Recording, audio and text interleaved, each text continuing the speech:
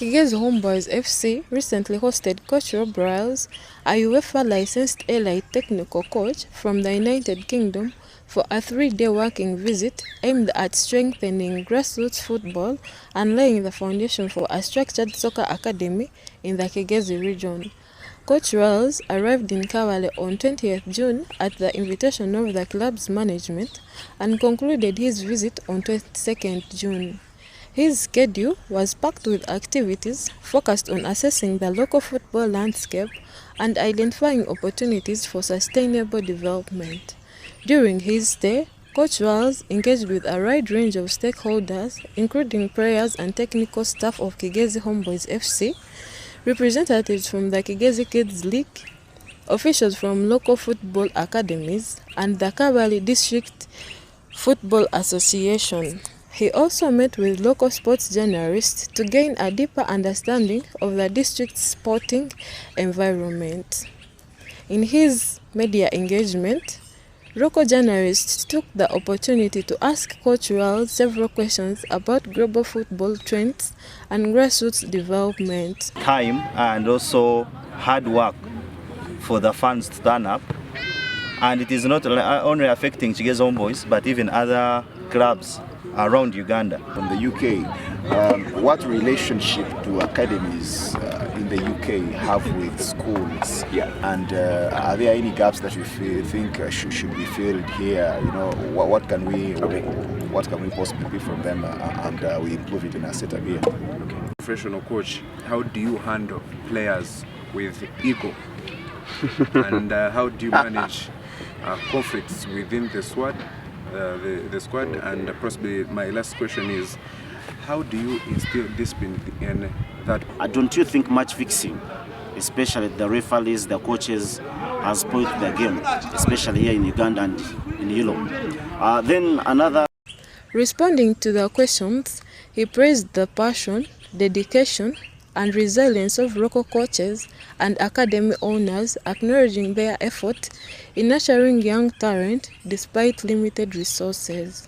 Although careful not to make firm commitments, kids, yeah.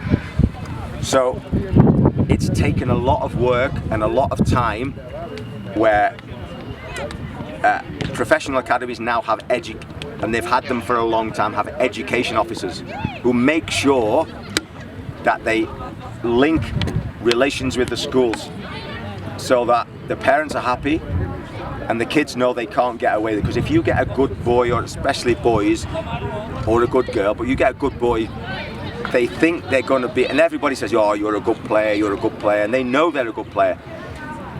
They're harder work educationally because they have to say, listen, you still have to. Coach Ryles emphasized that his visit was primarily a fact-finding mission.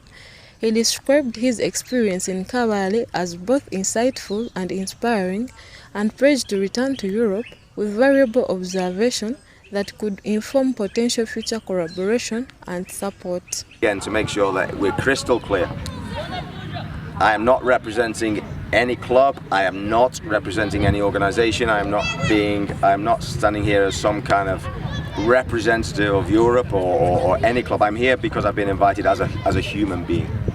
I've been fortunate enough to be exposed to many things in football in the UK at a professional level, elite level. So if you look at, let's take Ajax. Who's the guy that everybody talks about as one of the founding fathers of Ajax Football Club? Johan Cruyff. Now, you go on YouTube, you go on any social media channel, and you type in Ajax. Within 3 seconds, you'll have Johan Cruyff video or a blog or something, because he's the one who the total football. So since officials from Kigezi Homeboys expressed optimism about long-term impact of the visit, describing it as a step toward professionalizing football in the region and expanding opportunities for aspiring young athletes. As the Kigezi region continues to invest in grassroots football, stakeholders remain hopeful, and strategic partnerships with international professionals like Coach Ryles will drive growth and raise the standard of the sport across the area. Story by Ruth Ninsima and Nathan Bahangwa for Kigezi TV.